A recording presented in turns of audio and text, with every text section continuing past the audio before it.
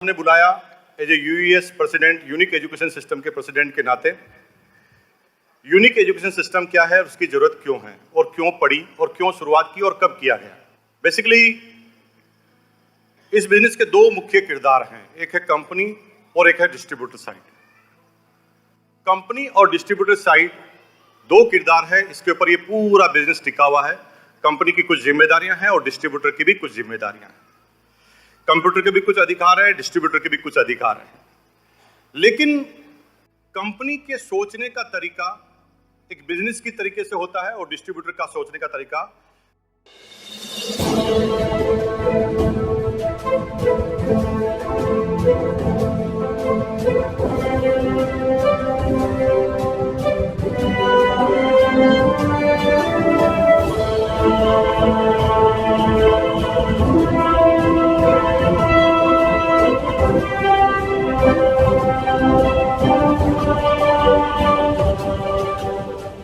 मुझे वत्स साहब ने बुलाया as a UES president, unique education system के प्रेसिडेंट के नाते। यूनिक एजुकेशन सिस्टम क्या है, उसकी जरूरत क्यों है और क्यों पड़ी और क्यों शुरुआत की और कब किया गया। बेसिकली इस बिजनेस के दो मुख्य किरदार हैं, एक है कंपनी और एक है डिस्ट्रीब्यूटर साइड। कंपनी और डिस्ट्रीब्यूटर साइड दो किरदार है, इसके ऊपर ये पूरा बिजनेस टिका हुआ है। कंपनी की कुछ जिम्मेदारियां हैं और डिस्ट्रीब्यूटर की भी कुछ जिम्मेदारियां हैं। कंप्यूटर के भी कुछ अधिकार है, डिस्ट्रीब्यूटर के भी कुछ अधिकार है। लेकिन कंपनी के सोचने का तरीका एक बिजनेस की तरीके से होता है और डिस्ट्रीब्यूटर का सोचने का तरीका बिजनेस नहीं, अपनी पर्सनल ग्रोथ के हिसाब से बहुत ज्यादा होता है कि उसकी ग्रोथ हो। अब यहां पर एक कोऑर्डिनेशन करना था कि डिस्ट्रीब्यूटर जो सोचे वो कंपनी तक बात पहुंचे और कंपनी जो चाहती है वो डिस्ट्रीब्यूटर तक हम जाएं और उनसे करवाएं। उसके लिए फाइनली 2011-12 में ऐसी जरूरत महसूस की गई, यूनिक एजुकेशन सिस्टम की स्थापना की गई। यूईएस का कमाल देखिए कि जब पेंडेमिक दौर आया और हम 2020 के मार्च में कैसा फील कर रहे थे आपको अच्छी तरह पता है। और उस समय हमारी कंपनी ने एक रिकॉर्ड हासिल किया, ऑल टाइम बिजनेस का रिकॉर्ड।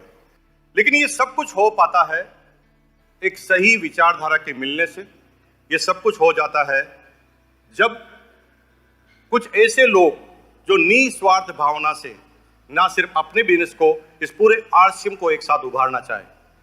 और मैं अपने आप को दुनिया का वो खुश नसीब आदमी समझता हूं। जब मैं यूनिक एजुकेशन सिस्टम में आया था तो मेरे एक एक साथी की क्या क्या विशेषता है वो मुझे अच्छी तरह पता है। मुझे ये पता नहीं है, मुझे ये याद नहीं है कि मैंने अपने यूनिक एजुकेशन सिस्टम के कोर लीडर को कभी भी किसी भी कंडीशन में कुछ भी कहा हो और उसने उस काम को नहीं किया हो। तो मैं सैल्यूट करता हूं पूरी यूएस टीम को और मैं चाहता हूं मेरी पूरी टीम के लिए खतरनाक तालियां हो जानी चाहिए। ऐसी टीम नहीं है दुनिया में किसी कंपनी के पास। तो मैं वन बाय वन अपनी कोर टीम को रिकॉग्नाइज करने के लिए यहां पर बुला रहा हूं। मैं चाहता हूं कि ये सपना आपका भी होना चाहिए कोर टीम में आने का। और मैं ऐसा मानता हूं कि अगली 2 एनिवर्सरी 3 एनिवर्सरी में आप यहां पर बैठे हुए एक रिकॉर्ड बनाते हुए सारे साथी कोर टीम के अंदर आएंगे। मैं अपनी कोर टीम को आपके साथ इंट्रोड्यूस कराने जा रहा हूं।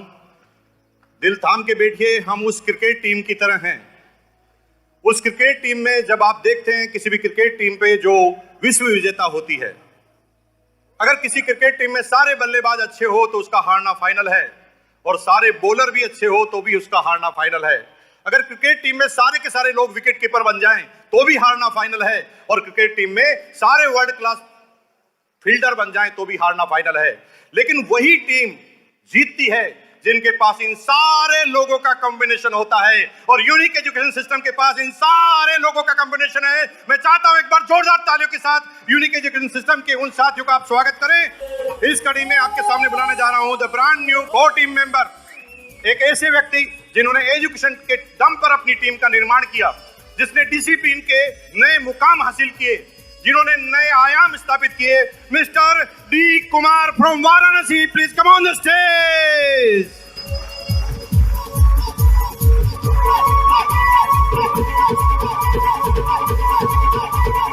दिल थाम के बैठिए। इसी कड़ी में मैं आपके सामने बुलाने जा रहा हूं एक और डायनामिक लीडर, जी हाँ, जिसका मैंने अभी स्टेज पर नाम लिया, एक मुस्कुराता हुआ चेहरा, एक सिस्टमेटिक चेहरा, जिन्होंने सबसे तेज गति से बिजनेस को बढ़ाने का मुकाम हासिल किया, एक ऐसा व्यक्ति जिसने आरसीएम बिजनेस को 2011 के संकट के बाद सबसे बड़ी पिन से सबसे पहले शुरुआत करके लोगों को बता दिया कि मैं तैयार हूं, क्या आप तैयार हैं? जी हां, आपकी जोरदार तालियों के बीच में mister Manjeet Singh, please come on the stage, को लीडर।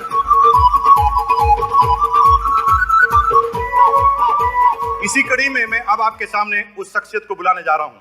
इस बिजनेस को भूचाल बन के जिस व्यक्ति ने खड़ा किया, गर्व होता है उस व्यक्ति का जिसने पिछली 4 एनिवर्सरी में हर एनिवर्सरी में एक नया पद हासिल किया। मैं साउथ इंडिया के उस हीरो को आपके सामने बुलाने जा रहा हूं जो हिंदुस्तान के आरसीएम के हीरो हैं, mister CRN Murthy and missus Agila के, please come on the stage. इसी क्रम में अब मैं एक ऐसे शानदार शख्सियत को इनवाइट करने जा रहा हूं। दोस्तों, मैनेजमेंट के नाम पर अगर उस व्यक्ति को कोई बात कही जाए, उस चीज को जब तक वो फाइनल अंजाम तक नहीं दे दे, कभी सांस नहीं लेने वाले। अगर इस इवेंट की भी बात करें तो जिसने कंधों से कंधा मिलाकर पिछले 20 दिनों से लगातार दिन रात एक किए हैं, चाहे वो एंट्री पास का सिस्टम हो, चाहे वो किसी और सिस्टम की बात करें, पूरी इवेंट को महत्वपूर्ण बनाने में जिस व्यक्ति ने सबसे शानदार रोल अदा किया, ऐसे कमिटेड साथी, द ब्रांड न्यू को लीडर मिस्टर मिसेज जय Narayan Kukna, please come on the stage. एक ऐसे दमदार साथी को आपके बीच में बुलाने जा रहा हूं। एक शख्सियत और है जिसने पिछले 20 दिनों से इस एनिवर्सरी के लिए भरपूर प्रयास किए हैं। जो आने वाले समय में मैं फ्यूचरिस्टिक अगर प्रेसिडेंटों की गणना करूं तो उन लोगों में उनका नाम आता है जिनके अंदर कमिटमेंट है, किसी काम को हाथ में ले लिया तो उस काम को पूरा करना, और पूरा करने के लिए तो हजारों आदमी होते हैं, लेकिन परफेक्शन के साथ पूरा करने वाले व्यक्ति, उस ब्रांड न्यू कोर लीडर को आपके सामने प्रस्तुत कर रहा हूं जो छत्तीसगढ़ से हमारे बीच में आए हैं, mister Shyam Agarwal, please come on the stage. Thank you. दोस्तों, इसी क्रम में बुलाने जा रहा हूं हमारे सीनियर कोर साथी, ऐसे कोर साथी जिन्होंने कई सालों से आरसीएम के कोर टीम में आने के बाद ऐसे महत्वपूर्ण निर्णय करवाए और महत्वपूर्ण निर्णय कराने में अपनी राय को प्रकट किया, और उसकी वजह से आरसीएम के यूएस सिस्टम में आरसीएम के अंदर बहुत सारे बदलाव आए। जो दिखने में पतले हैं मेरे भाई, लेकिन शख्सियत उनकी मिस्टर गांधी जैसी है। आपकी जोरदार तालियों के बीच में मिस्टर विनोद शर्मा को मैं आपके सामने इनवाइट कर रहा हूं। आपकी जोरदार तालियों के साथ मिस्टर विनोद शर्मा।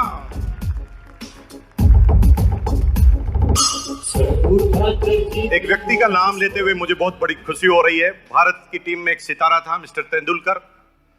तेंदुलकर ने क्या आयाम स्थापित किए हिंदुस्तान के क्रिकेटर के लिए, हिंदुस्तान के लोगों के लिए, कि कद, हाइट किसी सफलता का प्रॉब्लम नहीं है।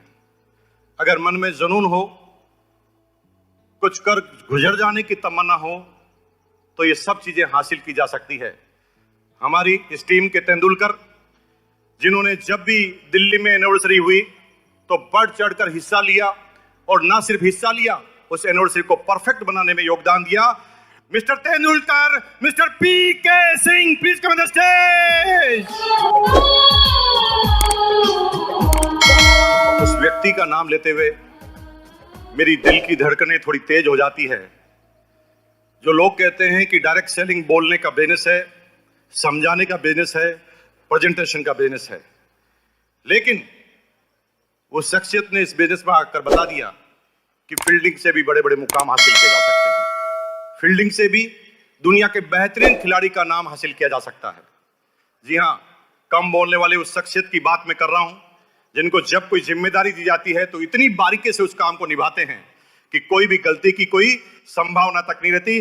Mister Indraj Biral, please come on the stage. इसी क्रम में मैं उस शख्सियत को नाम लेने जा रहा हूं जो दिखने में हम सबसे बुजुर्ग हैं। हम अक्सर कहते हैं कि बूढ़ा हो गया तो सटिया गया, ये हमारे कुछ काम का नहीं, लेकिन उस व्यक्ति के अनुभव ने कई बार ये समझाया है हमें कि अनुभव होता है, बाप ही होता है। जी हाँ दोस्तों, ऐसे सीनियर साथी मिस्टर MM निषाद का मैं आपके सामने स्वागत करता हूं। प्लीज आइए MM Nishad, please come on the stage. दोस्तों, टारगेट लेकर अगर किसी काम करने की, अगर किसी शख्सियत की मुझे याद आती है तो जिस व्यक्ति ने जब जब जो टारगेट लिया है अपने बिजनेस में, अपने सिस्टम में, उस टारगेट को सही मुकाम तक पहुंचाना, सही समय पर हासिल करना और पूरी दुनिया को समझा देना कि प्लानिंग से अगर कोई काम किया जाए तो हर टारगेट आसान है। और जिन्होंने बीसी छाबड़ा जी के उस सपने को साकार कर दिया कि मैं कर सकता हूं और ये आसान है, ये बोलते बोलते जिस व्यक्ति ने आरसीएम बिजनेस में कई कीर्तिमान पिछले सालों में हासिल किए, ऐसे व्यक्ति जो कहते हैं कि टाइगर की तरह दहाड़ते हैं जब स्टेज पर चढ़ते हैं, mister Sabuddin Khan, please come on the stage. कभी कभी T20 मैच देखने से हमें लगता है कि जो फास्ट गेम खेलते हैं वही लोग जीतते हैं, लेकिन एक शख्सियत ने बहुत शानदार तरीके से धीरे धीरे स्टेज पर आके बात करना चालू किया। उस व्यक्ति ने स्लो करते करते कितने लोगों को आउट कर दिया और इस बिजनेस में बड़े मुकाम तक पहुंचा दिया। मैं मैडम सरोज और दिनेश चौधरी की बात कर रहा हूं।